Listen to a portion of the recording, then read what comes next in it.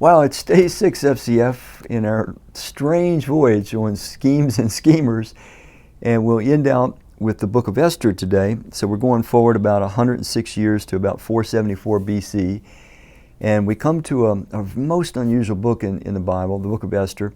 It tells a tremendous story of the working of God behind the scenes, and yet God's name is not mentioned. It's the only book in the Bible that His name is not mentioned. Centers around a beautiful Jewish girl named Esther, the queen in the Persian Empire. She gets rejected by the king for a bit of an argument they had, and he goes on sort of a talent search sort of thing, a beauty search, and Esther wins out and becomes the queen in Persia. But then there was this general of the king who stands as prominent in the rest of the story. His name is Haman. I'm in chapter 3 of Esther, and I'm going to read verse 1 and 2, and then we'll skip ahead and read verse 5 and 6.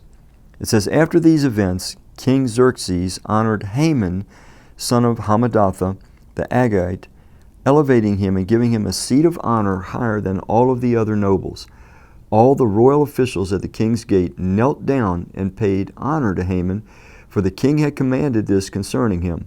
But Mordecai is the uncle of Esther, he's Jewish, but Mordecai would not kneel down or pay him honor.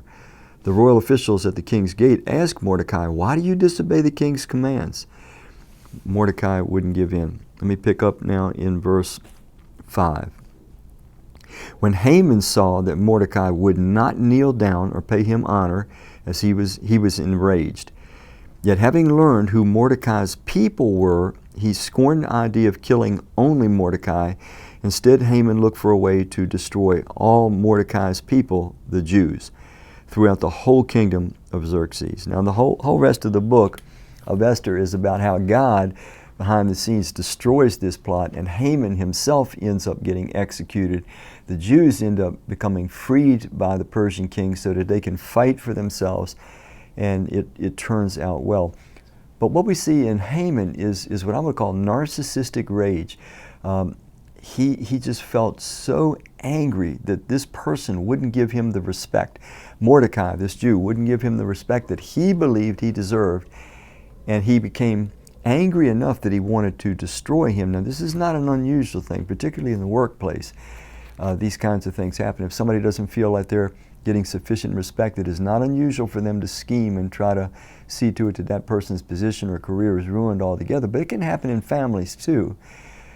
But it's a kind of a sick, sort of a narcissistic rage that results. The person feels entitled to more respect than what is really legitimate, and when they don't get it, they go into a rage.